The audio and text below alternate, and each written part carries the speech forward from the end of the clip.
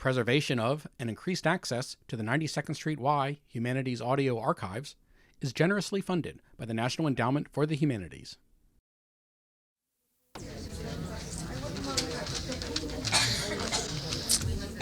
Good morning, ladies and gentlemen.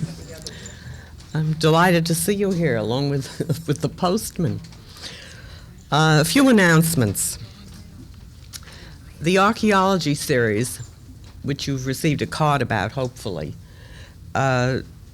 starts on February 19th, and the last of that series we arranged so that it would precede the series on Israel. The last of the series has to do with Old Testament sites, so that really there will be 4 lectures involving Israel. One of the lecturers is Ogden Reed, who, as you know, was ambassador to Israel. The New Ideas series starts at about the same time on February 7th, and that deals with new approaches to areas that should involve all of us, do involve all of us, and should really interest all of us, I think. And I must say they're being presented by foremost authorities.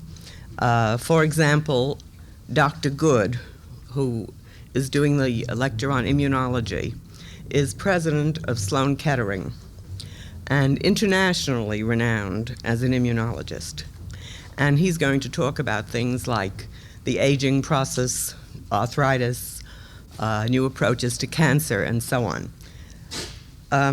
We're very proud of this series and hope that you'll be able to come.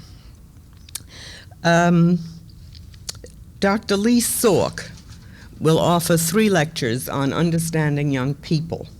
Originally, this was designed for grandmothers and in-laws, but we discovered that young mothers came and middle-aged mothers came, and so the focus is somewhat different.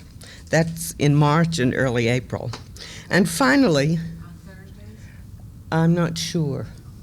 And finally, with a somewhat lighter touch, for those of you who have a green thumb, or maybe a black thumb, there's a series on apartment gardening, which has demonstrations as well as lectures, so you can bring your old rotten plants. Now, as for today, that's also in late March and April. But the brochure, you'll get a notice. Don't worry, you'll get notices. Now, if you think that Israel has been in a state of crisis, you have no idea as to what went on here the other day when we heard that Joseph Sisko couldn't come. Well, there was one person we decided that we really wanted to take his place. And out of sheer luck, he was available and in New York. In a special sense, our speaker is an appropriate substitute, because if we didn't have the defense, we could have the prosecution.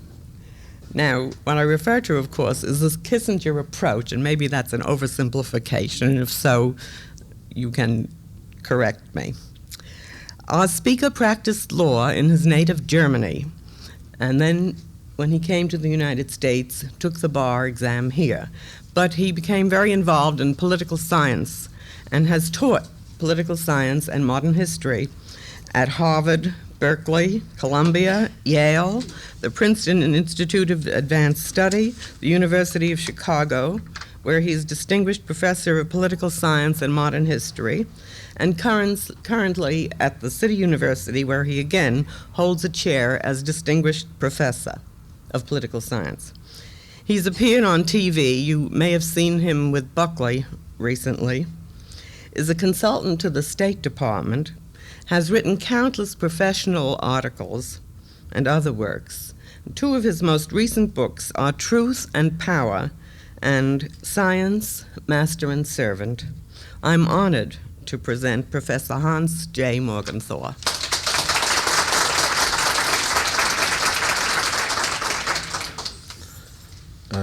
ladies. I'm particularly glad to substitute for Joe Sisko, who is a former student of mine and a close friend of mine, whom I just congratulated for having become president of Hamilton College, and he wrote me a letter explaining to me why he is leaving the State Department, and at the same day I read in the paper that he has been appointed Undersecretary of State. So you can see how confused even high officials of the government can be, and so it isn't surprising that we are sometimes confused. I want to talk this morning about the situation in the Middle East, which has been radically transformed in recent months. And I should say right away, it has been transformed to the disadvantage of Israel.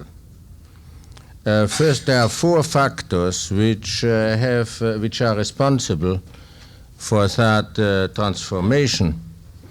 First, the whole foreign policy, you may say in a sense the existence of Israel, has been based upon its unchallengeable military superiority in the Middle East. That is to say, the Arabs tried 4 times to eliminate Israel from the map, and they failed 4 times. But the last time, they showed that Israel is not invincible, and that under certain conditions, Israel can, if not be defeated, at least sustain very serious and perhaps in the long run intolerable losses. So the very foundation of Israeli foreign and military policy has crumbled in October. In a sense, the intrinsic weakness of Israel within the Arab world, having to rely completely upon the support of the United States, has become obvious. I should say in passing that this radical change is in good measure the result of the underestimation of the Arabs by the Israelis. Especially in consequence of the 1967 war. I remember very vividly a discussion I had with General Dayan after the 1967 war, in which he expressed his utter contempt for the military abilities of the Arabs. Obviously, the October War has shown that he has been mistaken. And I would also guess that the carelessness which Israelis showed at the beginning of that war is primarily the result of their underestimation of the Arab military strength. For the Arabs have still shown that they are unable to exploit the tactical advantages, but they have also shown that they can handle modern and very effective weapons, anti-tank weapons, for instance, and anti-aircraft missiles. And this, in turn, is in good measure as a result of Soviet intervention. The Soviet Union has developed weapons which are extremely sophisticated in themselves, but which almost any idiot, you may say, can handle. Take the SAM 6s and 7s, the anti-aircraft missiles. You don't need to do anything but watch where the airplane is, turn the gun or the missile in the direction of the airplane, push a button, and the computer and the radar will do the rest, and the airplane is gone. And the same is true with regard to anti-tank missiles.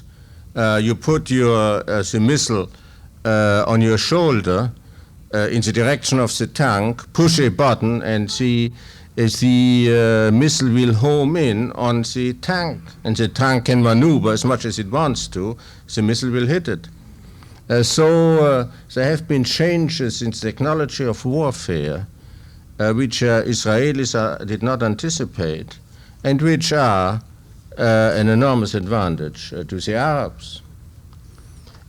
Secondly, the Soviet Union has, to a much greater extent, actively involved itself in the military situation in the Middle East than ever before.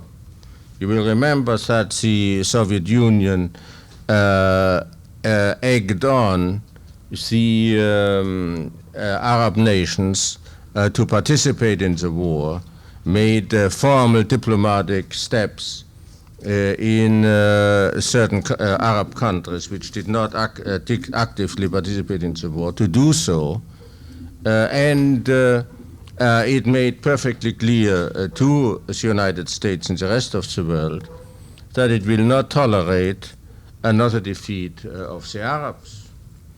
What has been called the alert of the American armed forces has been, I think, primarily as a result of the justified fear of the American government that if the United States did not see to it that the Arabs would be spared another defeat, the Soviet Union would actively intervene in the Middle Eastern war, which would, of course, force the hand of the United States.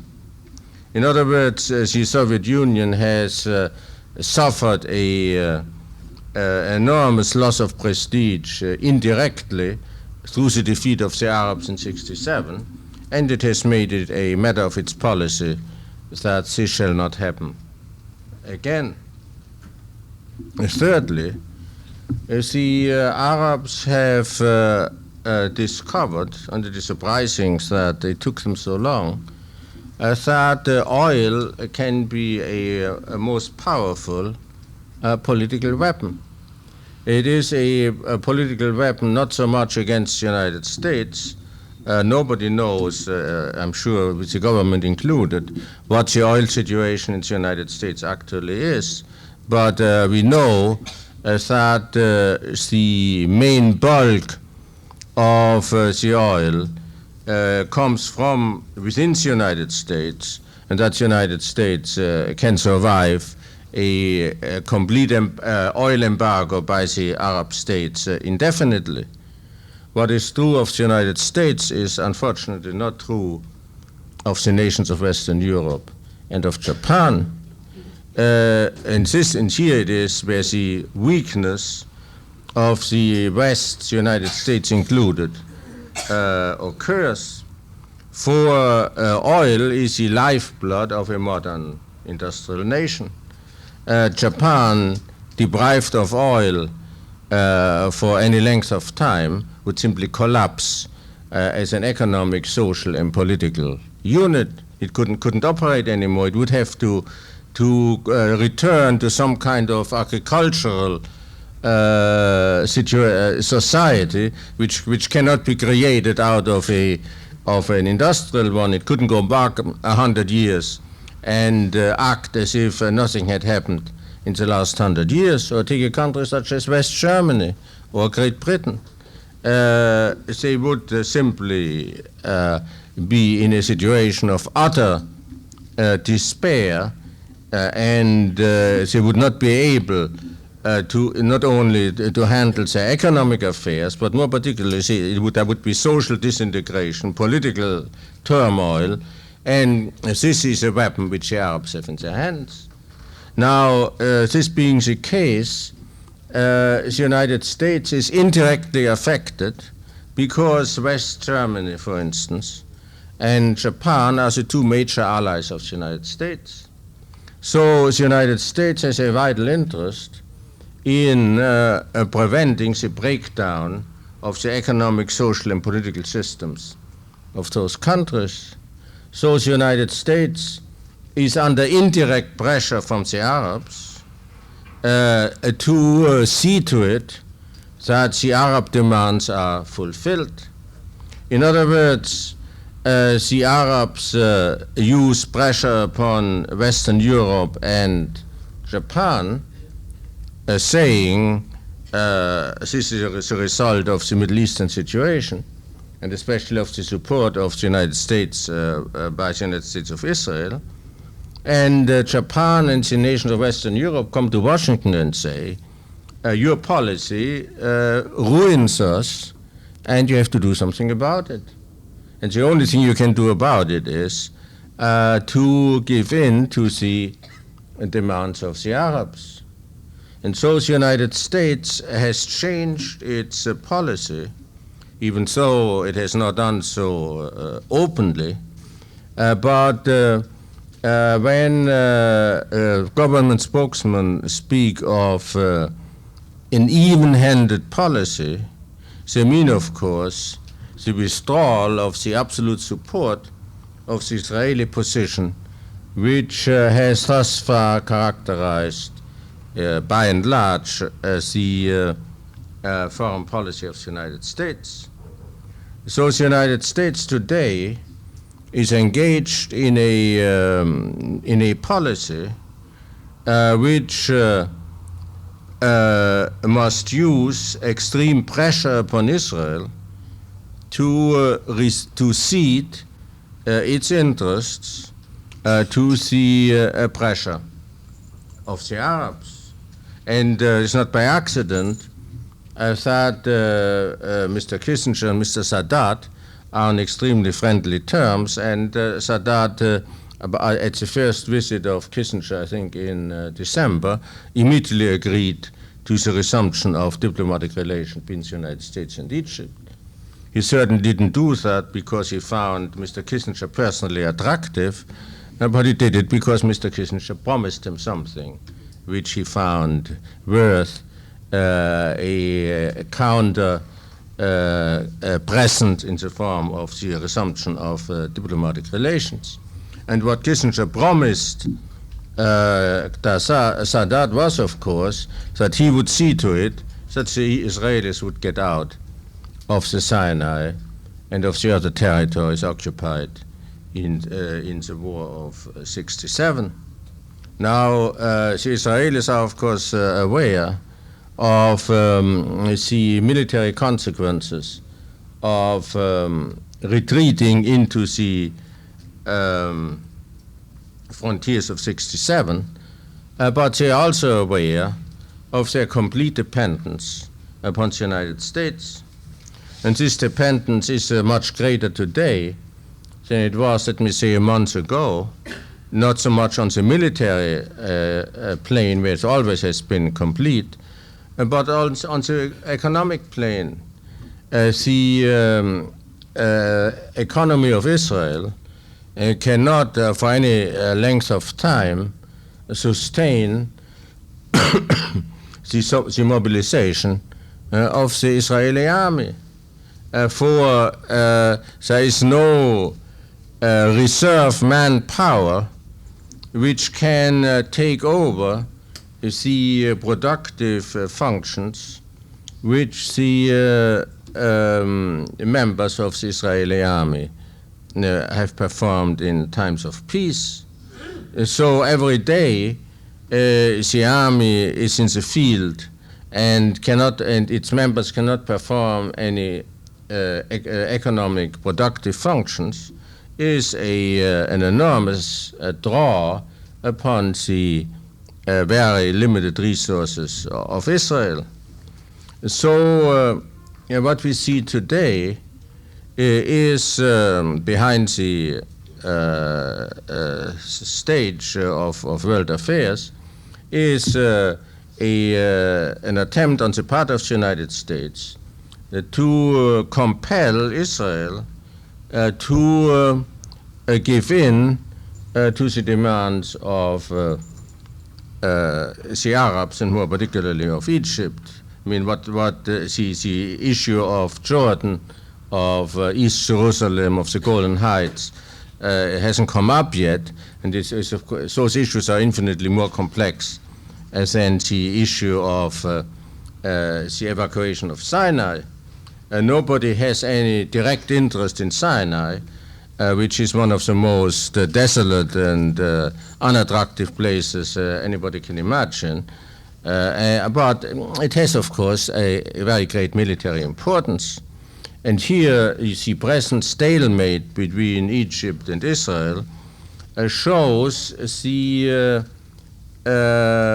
symbolically the real issues which are at stake between Israel and their Arab neighbors.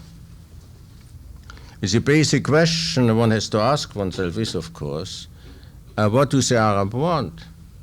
They say they want the restoration of the frontiers of 67.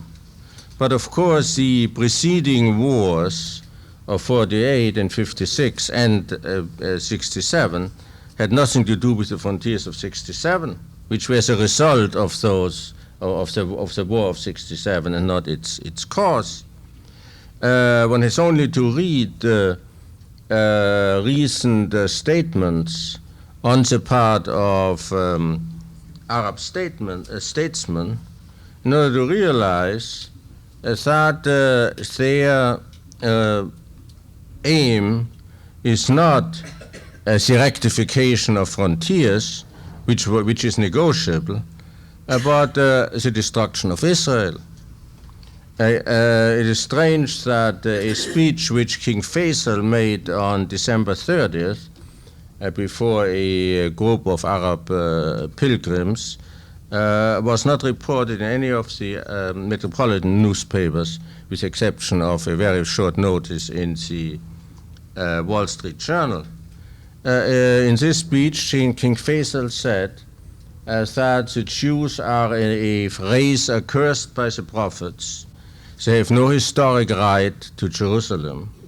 If they need a wall to pray on, they can build it elsewhere, and that's it. Sadat said I think in an interview with an Egyptian journalist quite recently, that when we speak of the legitimate rights of the Palestinians, we mean, of course, their return to Palestine. One doesn't need to quote Gaddafi, who almost every day speaks of the destruction of the Zionist state. But I just remember another statement which, again, very recently, the Syrian foreign minister made, in which he said he is not going to go to Geneva because he doesn't want to tell his son that he sat at the same table with the Zionists. And the Egyptian foreign minister was asked by Flora Lewis of the New York Times at the beginning of the peace negotiations why the hostility between the Arabs and Israel, and he answered, perhaps it is because Israel doesn't belong in the Middle East. It is a stranger in the midst of the Arab world. So one would require an enormous amount of optimism or self-deception or deception of others to assume that the Arabs want anything less than the destruction of Israel. There are, of course, many people in the American government, especially the Arab specialists, who have always found Israel a pain in the neck and would be delighted if somehow, without too great open American involvement, the state of Israel would be liquidated. One should not underestimate this fact. And I could quote at least one former Secretary of State who is now dead, who expressed to me in unmistakable terms his dismay that we had to spoil our relation with the Arabs because of our friendly policy toward Israel. So there is a very strong tendency today within the American government toward using the present opportunity to get finally off that difficult difficult situation in which you spoil your relations with the Arabs, and indirectly you spoil your relations with your Japanese and Western European allies in order to maintain Israel.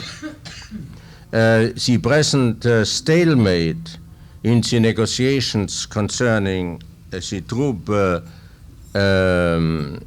disengagements is a very good example of the real issue, the existence of Israel. Israel is perfectly willing to evacuate its troops from not only from the western side of the canal, but also from the eastern side, and go back at about 20 kilometers to the mountain passes which divide Sinai. In return, and this is nothing new, the Israelis have always offered for years, they would want no more than a symbolic Egyptian presence on the eastern side of the canal, and now they would want the United Nations troops interspersed between the Israelis and the Egyptian troops. Now, the Egyptians have always rejected those proposals, and they reject them now. And for this reason, Mr. Kissinger is again in the Middle East today. They've rejected them because if they would accept them, they would, in a sense, guarantee the survival of Israel as an independent state. They would be prevented from taking military measures against Israel. For if they had only token troops or police forces on the eastern side of the canal, obviously they couldn't launch a surprise attack against Israel, which requires at least a couple of hundred tanks, heavy artillery, and so forth. And furthermore, if there were United Nations troops in permanence between the Egyptian token forces and the Israeli forces, obviously they would first have to overrun the United Nations forces if they wanted to attack Israel. So here you have a test of Egyptian intentions. If the Egyptian intentions were peaceful, if they had no objective except the restoration of the frontiers of 1967, they would be delighted for the Israelis to go back to the frontiers of 1967, to give up all of Sinai, or most of Sinai, in return for a United Nations force which would permanently separate the two hostile armies. So the fact that the negotiations since December have all been frustrated by this basic disagreement, which is only a symbolic expression of the ultimate Egyptian intentions, is, I think, very important, because it shows what the ultimate Egyptian intentions are. So, since Mr. Kissinger must come back with some kind of success, and since the Egyptians cannot yield without doing what they have always refused to do, to recognize the permanence of Israel in the Middle East, they can only, and since they also have a very limited leverage upon the Egyptians, who of course can lean on the Russians, and the Russians are delighted to have that opportunity, the only way in which the United States can get an agreement is by putting pressure upon Israel.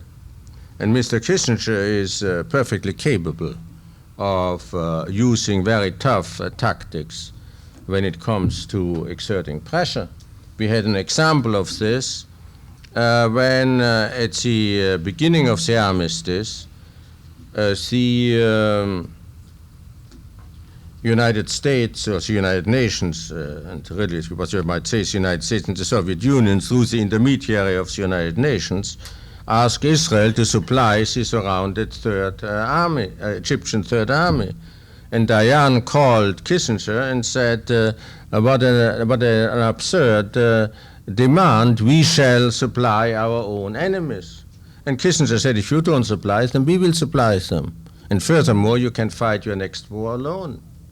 And this is sufficient to, this was sufficient for Dayan to give in, and Dayan afterwards spoke of irresistible pressures.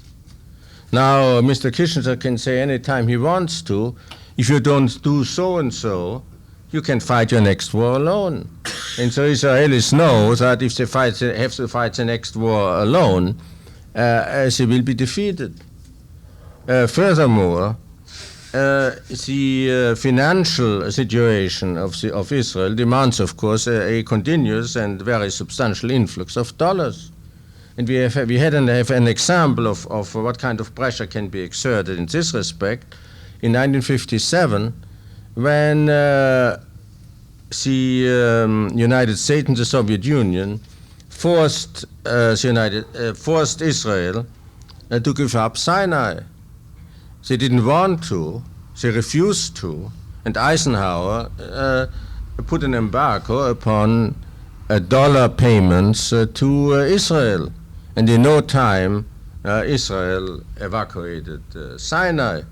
I remember very vividly, I was then still optimistic enough to think that by talking to diplomats, you can change their position. I have learned better since.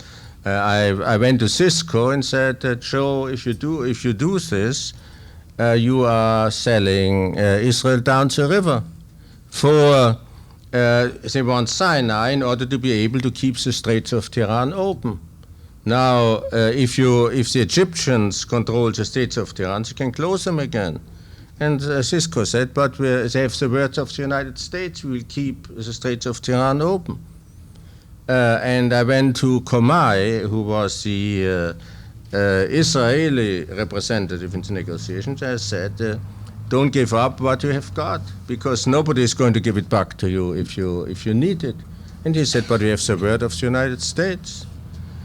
So they had the word of the United States. But when the Egyptians in 1967 closed the Straits of Tiran, the Israelis had to open them by winning a war against the Egyptians. So the immediate future of the relations between the United States and Israel is in all likelihood going to be a relationship of irresistible pressure, step by step, which the United States is going to exert upon Israel to give in to Egyptian and other Arab demands. This will be a process of erosion in all probability. It's not going to lead to a drastic, dramatic denouement. At least I would not foresee that, even though it's not impossible that it will, that something drastic will happen. And the position of Israel in the Middle East as an independent state will gradually be eroded. Now, I say this is what the logic of the situation suggests. Nobody can, of course, foresee what dramatic events will happen which will change the picture. You can, for instance, foresee a resumption of hostilities which would in all probability lead to the destruction of the Egyptian Third Army. You can also foresee a more open threat of nuclear weapons than has already occurred. There are a number of intelligence reports which suggest that the Russians have placed nuclear-tipped weapons, nuclear-tipped missiles.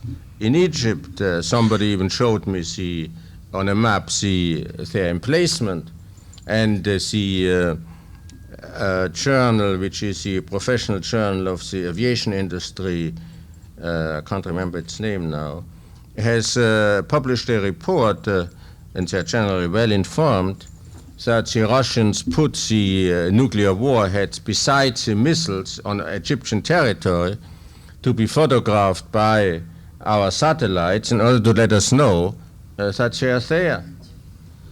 There is another version which I got from a source, intelligence source in Washington, to the effect that our intelligence spotted a Russian vessel loaded with nuclear weapons approaching the port of Alexandria, and this was the cause of the alert of our armed forces.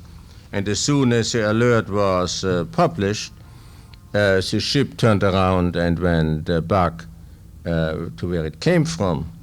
In any event, nuclear weapons now play a role in the calculations of all participants.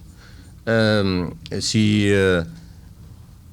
Israelis are supposed to have nuclear warheads, and if they don't have them, they certainly can manufacture them probably in a couple of days if they want to.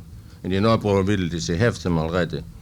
Obviously, if you visualize the use of nuclear weapons in the Middle East, if you take a look at the map, you realize that this would simply mean the utter destruction of the Middle East, of all the states of the Middle East. Certainly, the Israelis would destroy the Aswan Dam, which would simply transform Egypt into a lake and drown most of the inhabitants of Egypt. If you consider the frontiers of '67 and the radius of the missiles which the Russians have given to the Egyptians, the most potent one have a radius of 180 miles or so, or 180 kilometers, you realize that most Israeli cities would be under the gun of those missiles. They could be reached by those missiles. So you can foresee a much more serious situation if war should break out again, which would invalidate the kind of calculations which I have carried on this morning. But in any event, the odds are very heavily against Israel at the present time. I should also say that that's another possibility, and that is that the relations between the United States and the Soviet Union will further deteriorate to such an extent as that there will be a direct confrontation between the United States and the Soviet Union, which will force the United States to take the side of Israel against the Soviet Union, even though it would rather make a deal with the Arabs and over the prostrate body of Israel. This is also a possibility. But wherever you look and whatever possibilities you envisage, I think they bode ill for the future of Israel. I'm sorry to have to give you not a message of cheer, but rather of profound concern. But I'm not Billy Graham, and I can only tell you the truth as I see it. I shall be very glad to answer any questions or respond to any comments you would like to make. Yes. Under the circumstances, do you think we should give favored nation treatment to the Russians at this time? No, well, we have already really decided not to give them most favored nations treatment, which is essentially a symbolic act. It has very little economic importance at all. But the Congress has already refused to grant the most favored nations treatment, yes. Presuming that the Israelis do not exist anymore, let's go one step beyond. What do you think the Arabs would actually do in respect to the oil production? Also, the Arabs only own 51% of the oil production. The other part is owned by American oil companies. No, the question is not what they own, the question is what they physically control. I mean, true. Also, during the Second World War, Charles de Chastelain blew up the oil fields in Romania. He got an OBE for it, we know him. Why did nobody ever think during the war, just as a demonstration, to cleanly and precisely wipe out one beautiful oil field? Yes. It's not impossible because oil fields have things on top of it. yes, And but it's very easy. And it takes at least 2 years to get an oil field going. yes, but you are cutting off your nose to spite your face. At times you have to. There was always an argument, why didn't the Allies bomb the concentration camps? They said, well, they would kill all the people in it. Well, at times you simply have to. But you see, if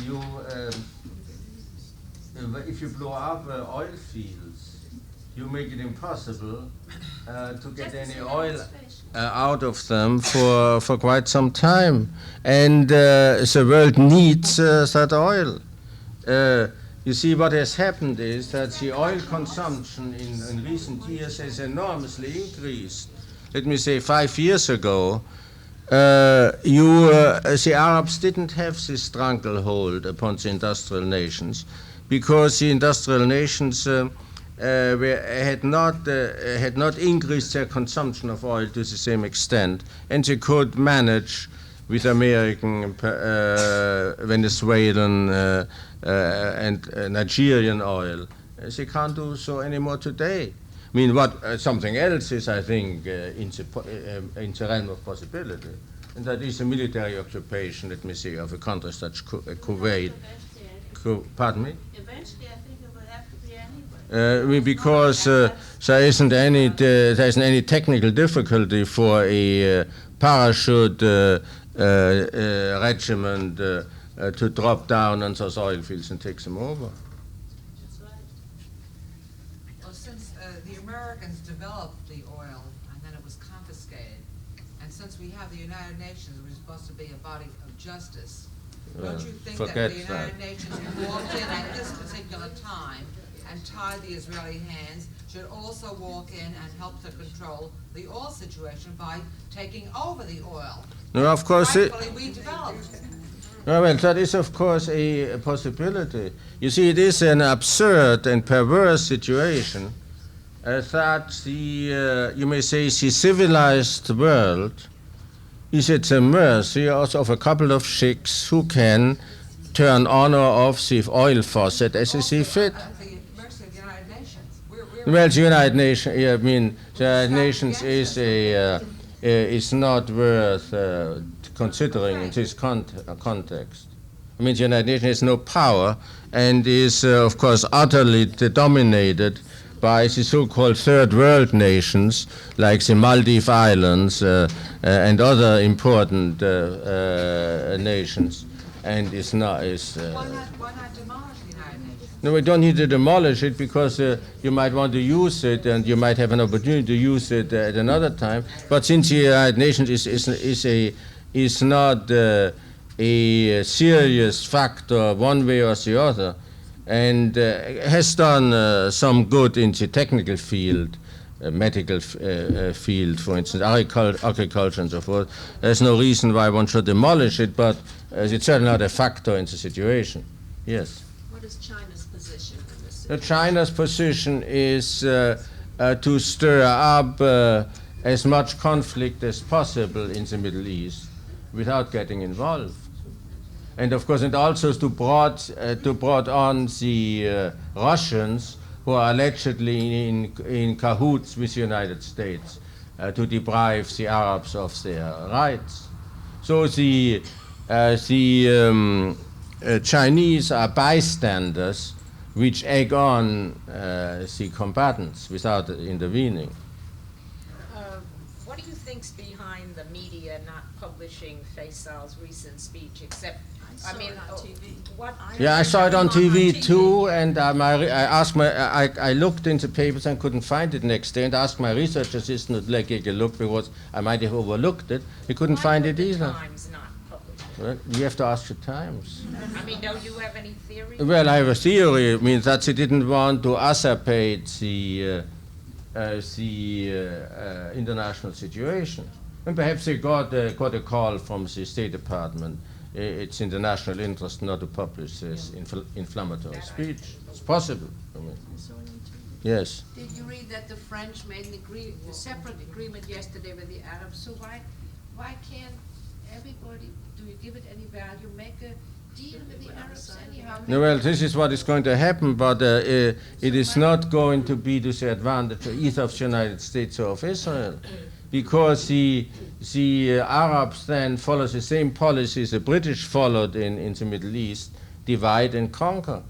I mean, they can pressure each individual state who depends upon Arab oil to do their bidding in the political field insofar as Israel is concerned. Would be much better for the West and for Israel if there were a united front of the oil-consuming nations which could use some pressure against the Arabs. Take, for instance, spare parts for the oil operations, which primarily come from the United States. If the United States would say, we are not going to give you any spare parts, we don't give you any wheat, we don't give you any manufactured products, of course the Arabs could hold out probably longer than the West, but still they would be greatly inconvenienced. You see, the trouble is that while in the end the Arabs have to sell their oil, they have now so much money that they can stop oil production completely, let me say for 10 years, and still have their gold-plated bathtubs and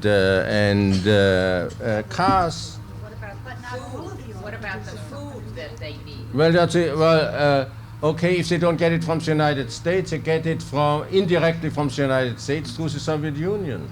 The Soviet Union simply gives them the wheat which we sold or almost gave to the Soviet Union.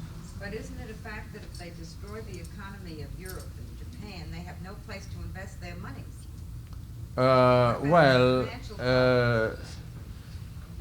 then, all right, then they don't invest it. They just put it under a mattress. Why they were threatening to destroy the dollar, that they were going to flood the American dollar all through Europe and destroy it, and there was a great deal of fear there. Surely, but also one has to consider that the Arabs are not geniuses when it comes to those matters. I mean, they have one accidental advantage. In that sand which they control, there's oil. Yes. Well, if maybe there will be the victors, but they're getting more money from everybody, so let them they leave Israel alone. But they have they are not going to leave Israel alone if you don't force them to leave it alone. Yes. I think that's a second question, but it's been talked about that we ought to simply take over the oil fields by sending in troops for our survival and for our allies' survival. It's a matter of survival.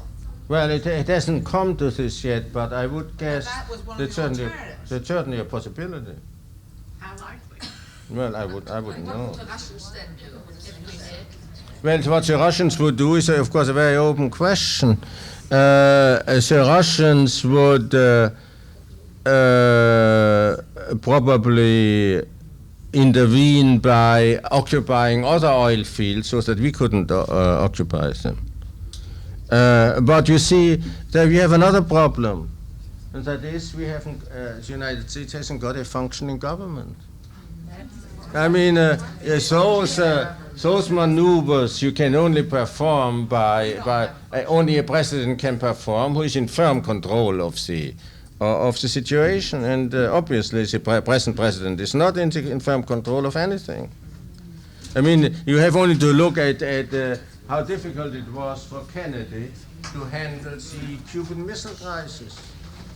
I mean, imagine Kennedy in the same situation in which Nixon finds himself today. He couldn't have handled it. Yes.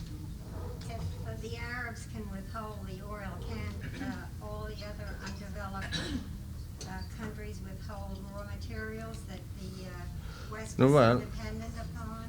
That is, it is certainly a possibility, but then you are, of course, they are up against the problem of supplies from the West to a much greater extent than the Arabs are.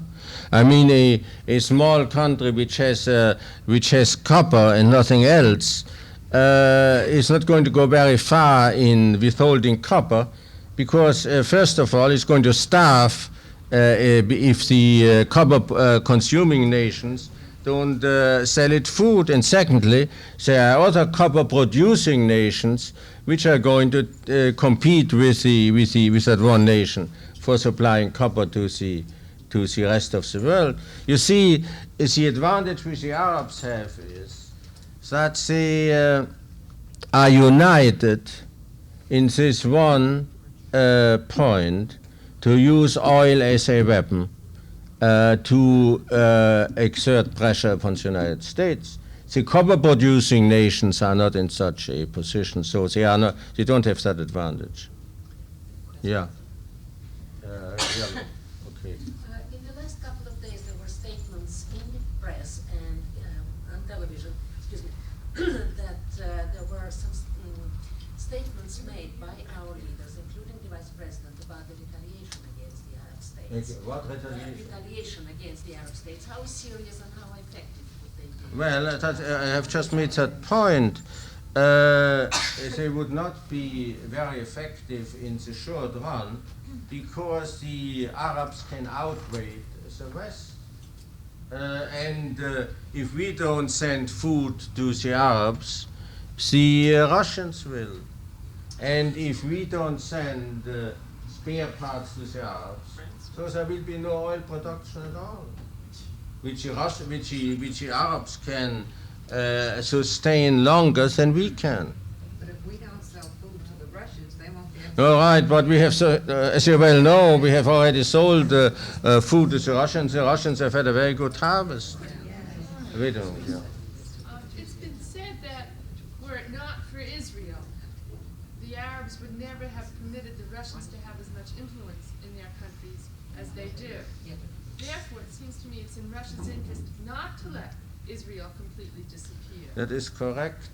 If the Russians could control the situation, they would be in favor of a continuing conflict on a low level, which they can control.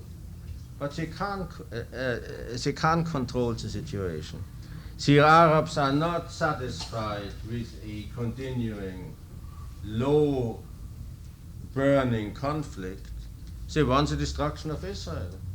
And since this is the case, the Russians have now made perfectly clear through the introduction of nuclear weapons, through the broadening of all Arab states to join the war of last October, that they are on the Arab side in this respect. Sure, if you could manage the situation according to your preferences, if you were a Russian, you would want a continuing conflict which would give you the highest possible leverage in the Arab world. But since you cannot have this, the next best thing is to join the Arabs, to take the credit for the destruction of Israel, and thereby to become the dominant power in the Middle East. Because this is what the Russians are essentially after. They not only in the Middle East, but elsewhere. They want to take over the position which has been vacated by the English and the French as the predominant power in the underdeveloped world. Yeah. You said Kissinger is putting pressure on Israel. Pressure to do what? To destroy itself? Well, one doesn't talk in such long terms.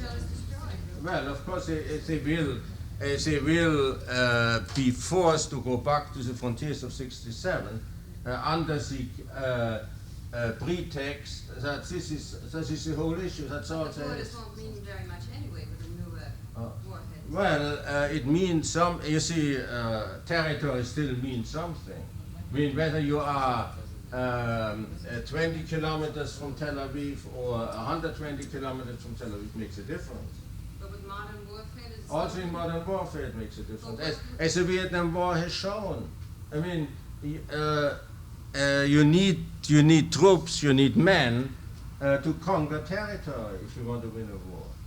I mean, with bombs and missiles, you can do a lot of damage, but you can't win. You can't hold anything. You can destroy something. All right, let's say if they give up the borders, then what does he want?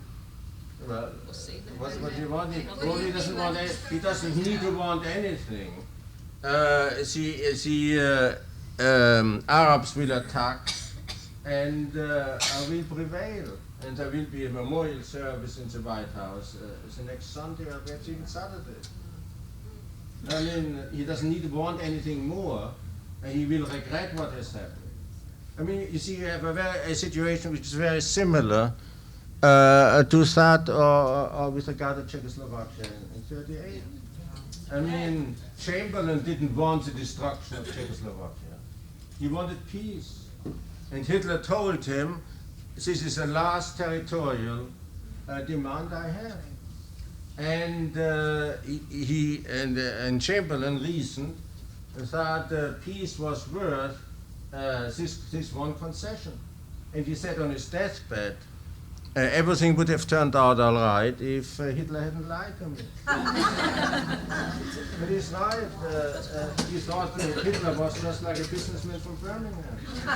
So Kissinger perhaps fools himself into, or perhaps not. Well, I'm not going to psychoanalyze Kissinger here.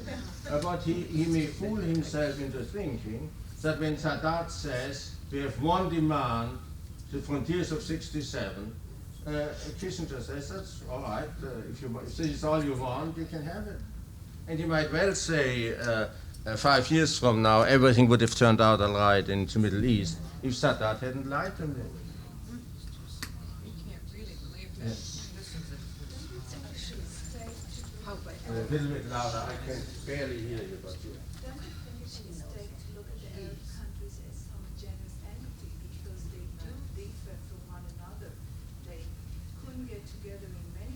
This is correct.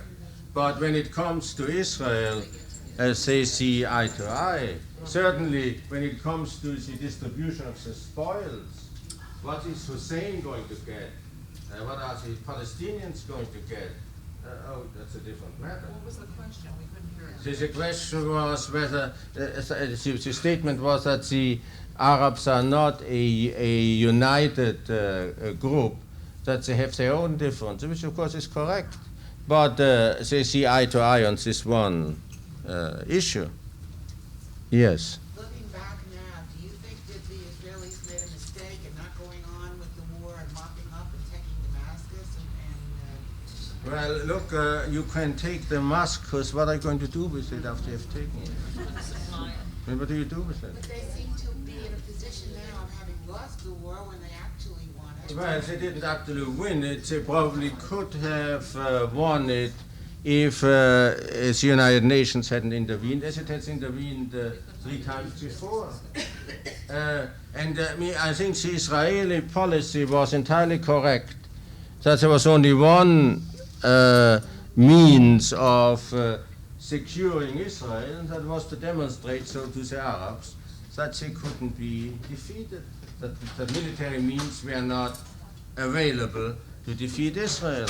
But then, of course, you have the Russian intervention on an enormous scale, I mean, on a much larger scale than ours, insofar as the amount of weapons is concerned. And the Russians simply have resolved that the Arabs are not going to be defeated.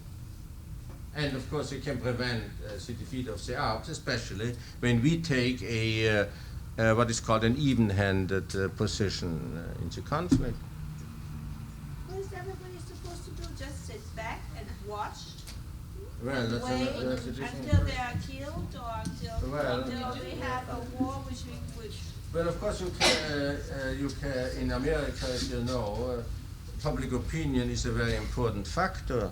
And Mr. Kissinger in particular is very anxious to have the good, to be in the good graces of the intellectuals and so forth.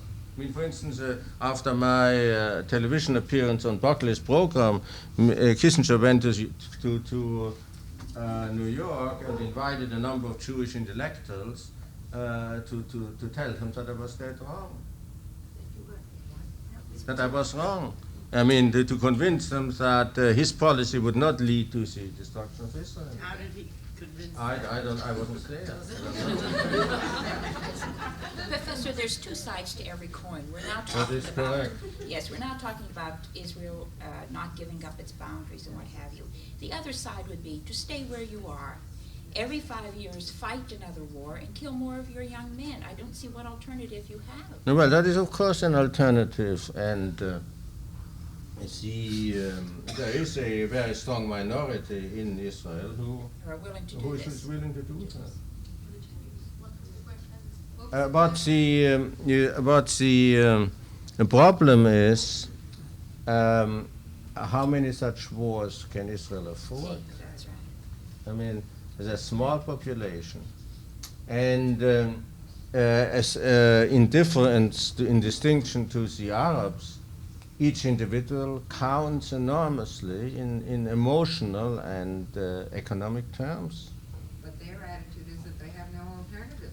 Yeah, well, surely this is as I say, this is a possibility. It may be a suicidal possibility, but it is a possibility. Yes. Mr. Morgenthau, if you have been down there in the Orient, like I lived for 5 years with the Arab, I speak Arabic, between 33 and 38, you know Israel is such a tiny country, Sure. could be destroyed in half an hour with our modern weapons. I still say the Arabs do not want to destroy Israel because they have gone up with Israel. And you read Mr. Ben-Gurion's letter, which the Times published from 47, that the Arabs and Jews are sister people, and they could have gone up together if the big nations didn't All right. have the interest in their being enemies. Because Golda Meir is not that stupid. She always asked, we want to deal directly with the Arabs, and she can, because we have a lot to exchange with them. And just to say that they want to destroy Israel, if they wanted to, they would have could have destroyed. Well, they could anyone. not have. They tried 4 times and It they is couldn't do very it. easy to destroy. Well, It's I an hope hour you are right. It's an hour and red sentence if they wanted to. So No, they could. Well, they didn't have the results of their military activities showed that they couldn't. All right, where? in the back. Yeah. I noticed in this morning's Times that the Arabs are sending an enormous group of public relations all over the United States, and they're going to do a big impact on TV and so forth. Now, there was mention of American opinion. What would happen if they can so permeate the country that approach Arab? If they could, but of course there are counter forces which will counteract it. I mean, there is a real danger of stirring up of anti-Semitism in the United States. I mean, there's any doubt about that. You see, if you have read the ad which a group of concerned citizens put into the New York Times 3 or 4 days ago, which is anonymous, nobody knows who is behind it, which is a clear example of the tactics they are going to pursue. They will say, you have to forego your lifestyle, you can't get any oil because you support Israel. Or because Israel is so stubborn. Why don't you reasonable, you Israelis, and we can have everything we want?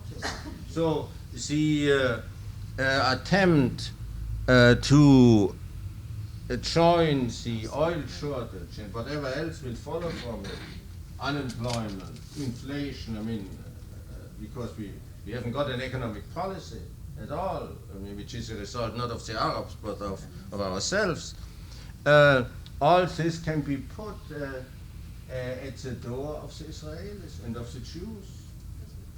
So there is a real danger if this lasts long enough, of an anti-Semitic backlash. There's no doubt about that. Yes. Oh, excuse me.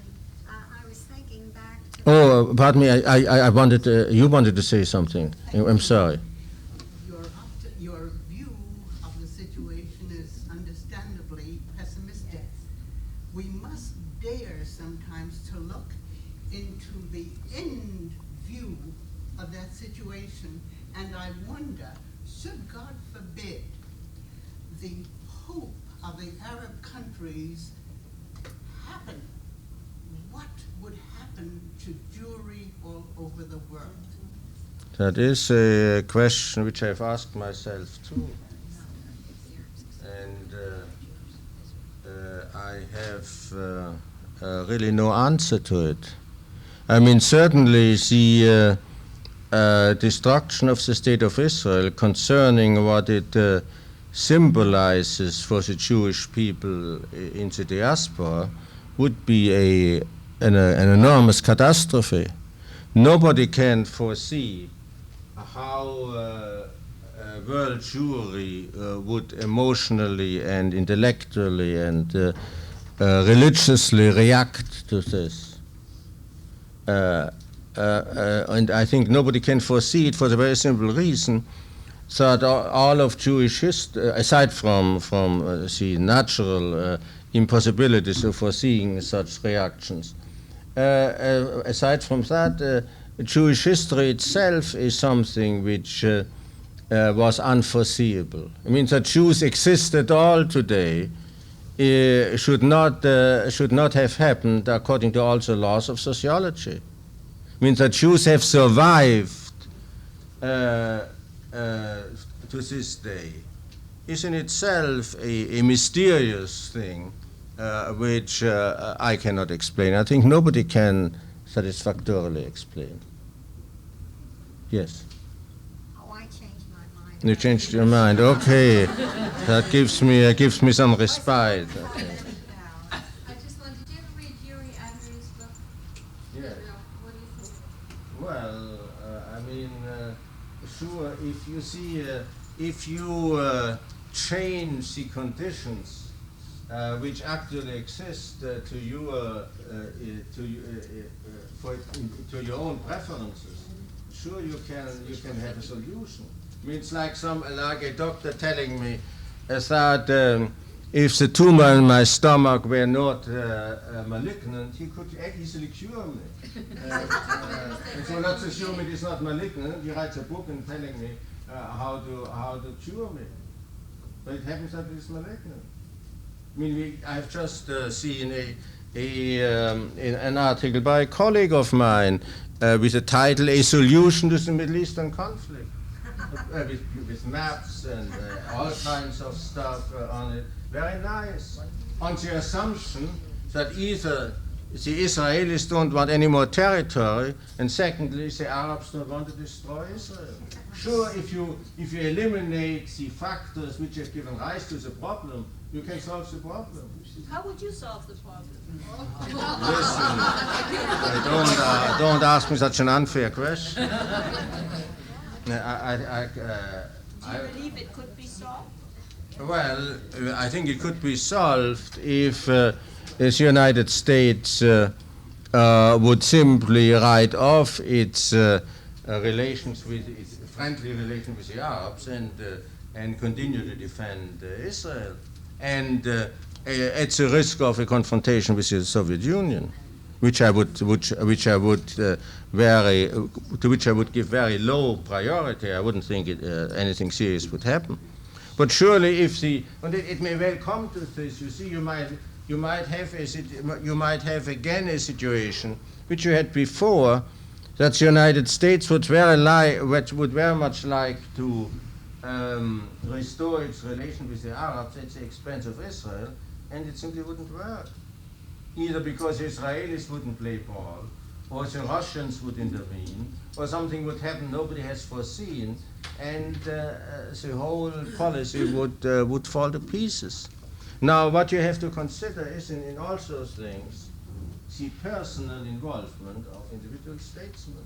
You see, here is Kissinger and here is Nixon, who, and especially Nixon, has one argument to his being in the White House, and that is the success of his foreign policy. Détente, peace in the Middle East.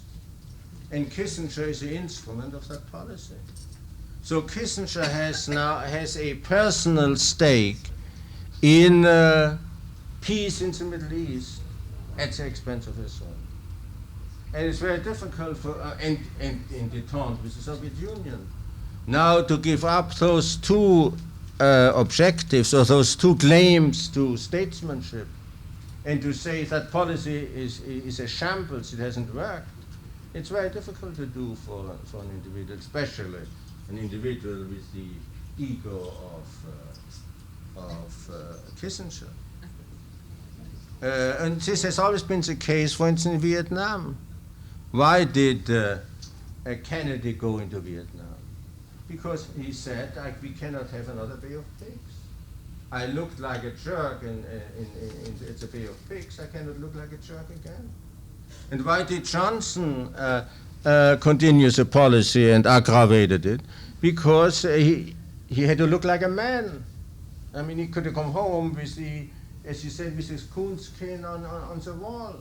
So those factors of individual psychology play a very great role in foreign policy. Well, that's the one lady. Nobody's going to leave frustrated. We are frustrated. We are frustrated. The United States would take a stronger position in the Middle East because it would want to contain Russia's expansive policies. No, surely that is possible. You see, it may well turn out that the pro-Arab policy is not going to succeed, and in consequence, you will have a confrontation between the United States and the Soviet Union against the wishes of Nixon and Kissinger. That's quite possible. But the point I was trying to make was only what is going to happen if present American policy continues on its present track and is successful. Well, we're at the mercy of individuals' psychology and of time, which has run out.